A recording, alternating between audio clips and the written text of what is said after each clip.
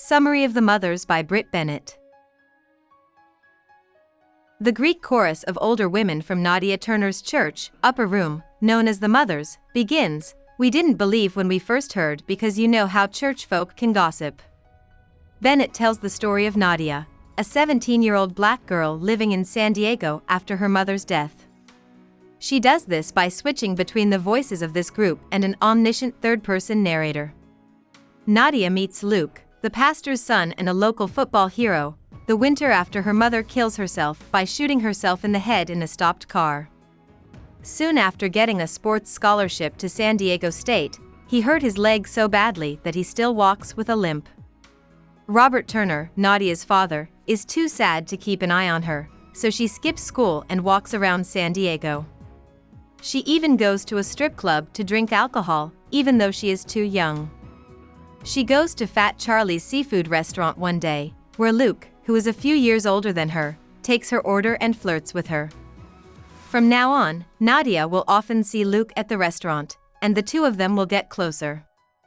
Soon, they start going out together, but they don't tell anyone because Nadia isn't old enough to date and Luke's parents are respected church leaders. When Nadia's father is away for the weekend, she sneaks Luke into her childhood bedroom and has her first sex with him. She enjoys the pain because it fits how she feels on the inside. She wanted Luke to be her outside hurt, writes Bennett. Nadia soon finds out she is pregnant. Luke is scared when she tells him, but he listens to what she wants to do right away. She tells him she wants an abortion, and he says he'll find the money for it. The next day, he gives her an envelope with $600 in it and says he'll pick her up from the abortion clinic when the process is over. This is a clinic where their church, Upper Room, has protested in the past.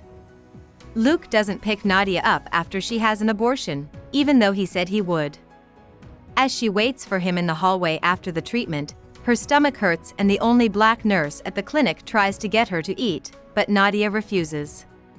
Nadia feels like the dreadlocked nurse is judging her, as if she thinks Nadia is just another black girl who got into trouble and is trying to get out of it. Eventually, a worker at the clinic drives Nadia home. When she gets there, she crawls into bed and tells her father she's not feeling well because of menstrual cramps.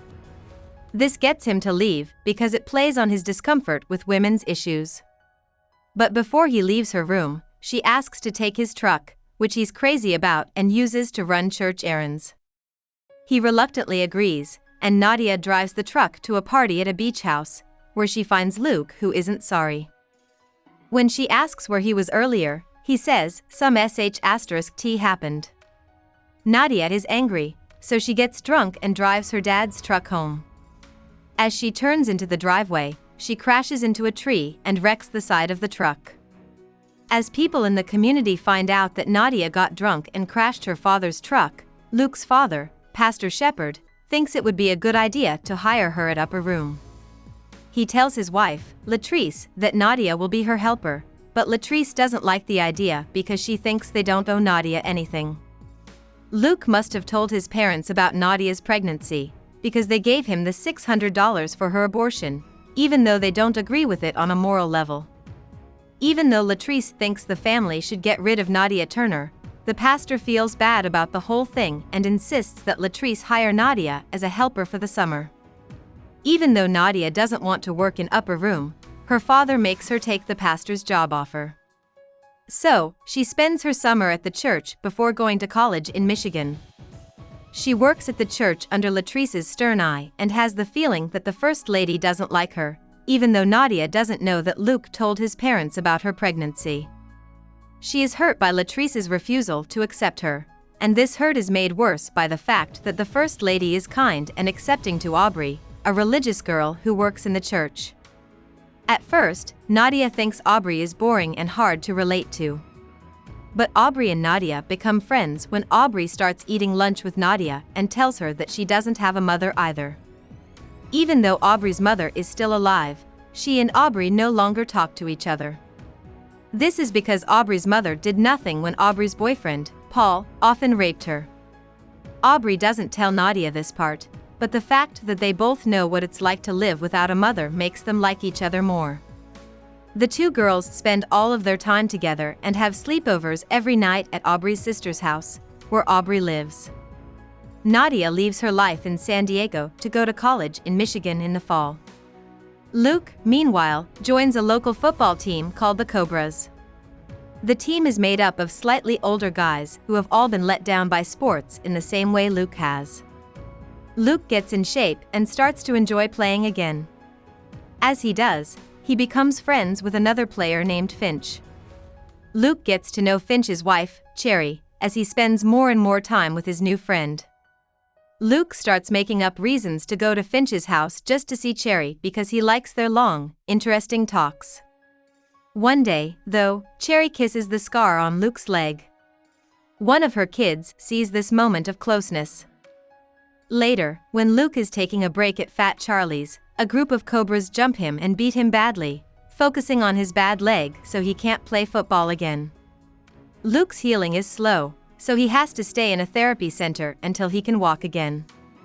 After being bored and in pain for a few weeks, he is happy when Aubry comes to see him on behalf of Upper Room. Luke finds comfort in Aubry, even though he's never thought about her before. He asks her to bring donuts from the donut shop where she works. She agrees, and they become closer. When Luke is finally done with treatment, they start dating. Aubry wears a purity ring and makes it clear that she only wants to kiss Luke.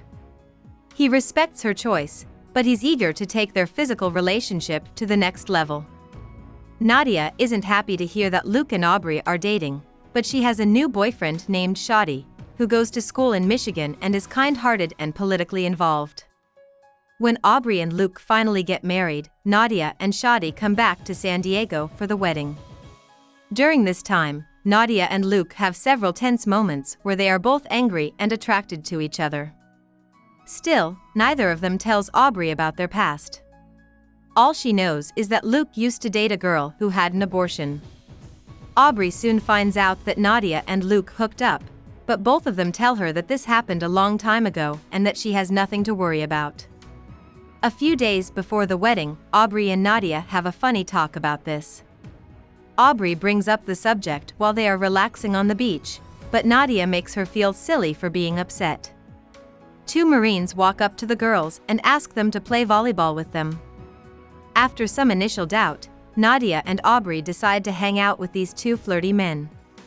Aubry is later drawn to Russell Miller, who is bigger than the other two men and has been in the military. As Nadia and the other Marines swim after sunset, Aubry and Miller go into the public bathroom and start kissing intensely. Aubry straddles him until he says he doesn't have a condom, at which point she rolls off and leaves him, feeling bad and excited at the same time. Nadia goes back to Michigan after the wedding, where she often thinks about baby, the child she and Luke would have had if she hadn't had an abortion. A few years later, when Nadia is in law school, she gets a phone call in the middle of the night telling her that her father was badly hurt while working out in his garden. While bench pressing, he had crushed his chest, which caused him to lose a lot of blood. Nadia takes good care of her father when she gets back to her hometown. She feels bad that she left him alone in the first place. Nadia is surprised when Luke comes through the door one day with food from the Mothers. Not long after that, he starts coming by often, and the two of them finally start having an affair. As Nadia and Luke have regular sex, Aubry tries hard to get pregnant and worries that she might not be able to have children. Even worse, her sexual relationship with Luke is tense and uncomfortable, mostly because she can't bring herself to enjoy the act. Still, she wants to have a baby, and one night, after drinking a lot of wine, she pulls him to the couch and they make love, which helps her finally get pregnant. During this time, Aubry and Miller, who is stationed in Iraq, send and receive texts. She feels better when she talks to him, but she doesn't tell anyone, not even Nadia, whom she asks to go with her to a fertility doctor one day. Nadia tries to come up with a reason not to go, but in the end she gives up and goes with her friend. Aubry's doctor asks her in the office if she's ever had an abortion, which makes Nadia feel uneasy. She tells Aubry, "I can't believe abortion follows people around like that, when the doctor isn't around." This comment sets Aubry off, and all of a sudden she makes the connection between Nadia and Luke dating someone who had an abortion. Miller shows up at Upper Room one day and asks Aubry to lunch, which is a surprise. A few days later, she takes him up on his offer, and they go to a nearby restaurant to share a treat.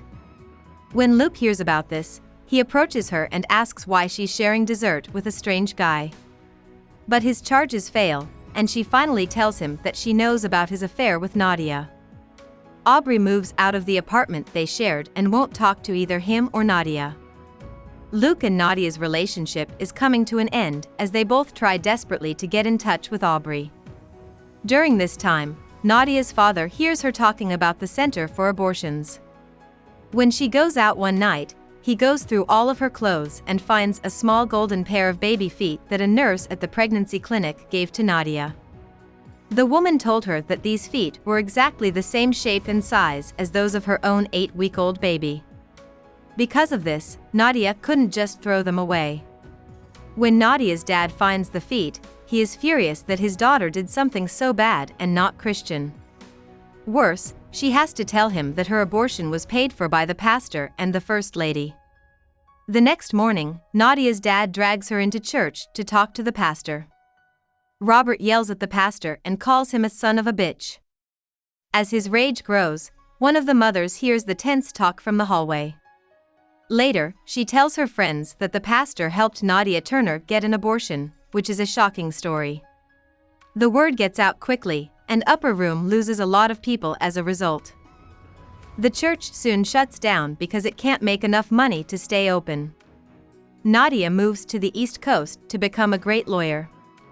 Aubry and Luke get back together, and Aubry gives birth to a girl. Even though the church is no longer open, the mothers still get together every Sunday to pray for anyone who comes to mind. They see Nadia driving her dad's truck on one of these days. She's in her 30s now, and the mothers don't know why she's back in town. They think they see a Barbie backpack in the front seat, which they think is a gift for Aubry's daughter.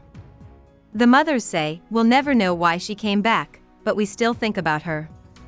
We see the length of her life unwinding in bright threads, and we chase them, wrapping them around our hands as more fall out. She is now as old as her mother. Double her age. Our age. You're our mother. We're trying to get inside you. About the author. Brit Bennett was born in Oceanside, California. After she graduated from high school, she went to Stanford to study English and then went to University of Michigan to get her MFA in creative writing. She also went to Oxford for a short time to study. She was the first person in her family to leave the United States. In 2014, Bennett wrote a piece for Jezebel called "I Don't Know What to Do with Good White People." The piece was written because police officer Darren Wilson, who killed 18-year-old Michael Brown in Ferguson, Missouri, was not charged for his crime. In just a few days, "I Don't Know What to Do with Good White People" was read by millions of people, which helped spread Bennett's name in the literary world and beyond. Bennett's first book, The Mothers, came out when she was only 26 years old. It got her on the National Book Foundation's 5 Under 35 list. Hope we summarized it fully and you liked it. Please hit the like button and subscribe to our channel so that we are motivated to create more videos.